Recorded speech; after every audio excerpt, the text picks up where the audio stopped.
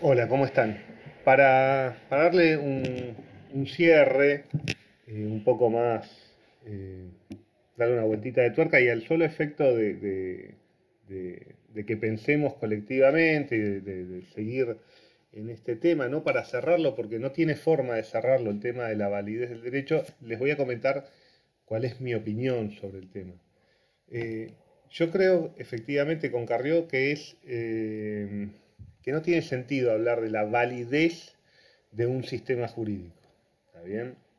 Porque me parece que ahí lo que se confunde es los términos y los conceptos de validez con legitimidad. Un régimen jurídico, un régimen político puede ser legítimo o ilegítimo, pero la validez es un concepto legal, de tipo normativo, y solo tiene sentido hablarlo dentro de un sistema.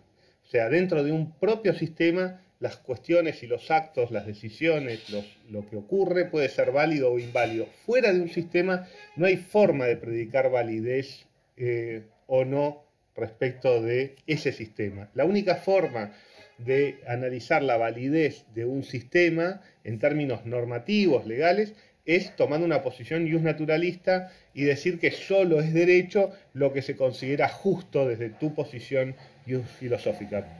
Yo particularmente adscribo a una posición más positivista y entiendo de que no hay forma de hablar de validez. Sí puede ser legítimo o ilegítimo, y eso es una valoración ética, moral, política, pero no es una categoría jurídica, ¿está bien? Con lo cual, la validez, que es la validez que vamos a empezar a hablar a partir de ahora respecto de la Constitución y del régimen, es una validez dentro de un sistema. Esto es válido o inválido dentro del sistema legal normativo argentino porque está conforme o no a la Constitución, los tratados internacionales, etcétera, etcétera. ¿Está bien?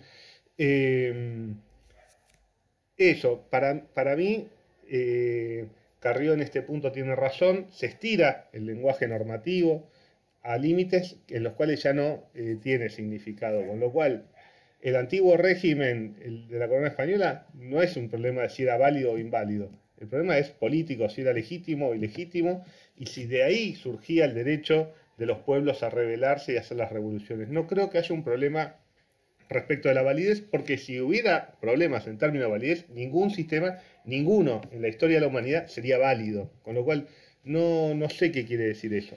Los gobiernos de facto son inválidos dentro del sistema constitucional argentino.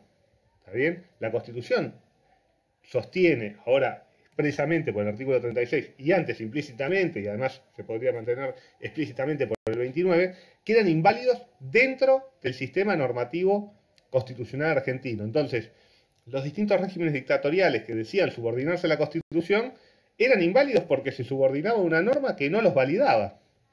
Y a su vez, los regímenes dictatoriales que subordinaron la Constitución a los términos de sus estatutos, como fue el último proceso de reorganización nacional, no tenía mayor sentido discutir durante el régimen militar si el régimen era válido o inválido. Esa discusión tiene sentido cuando ese régimen cae.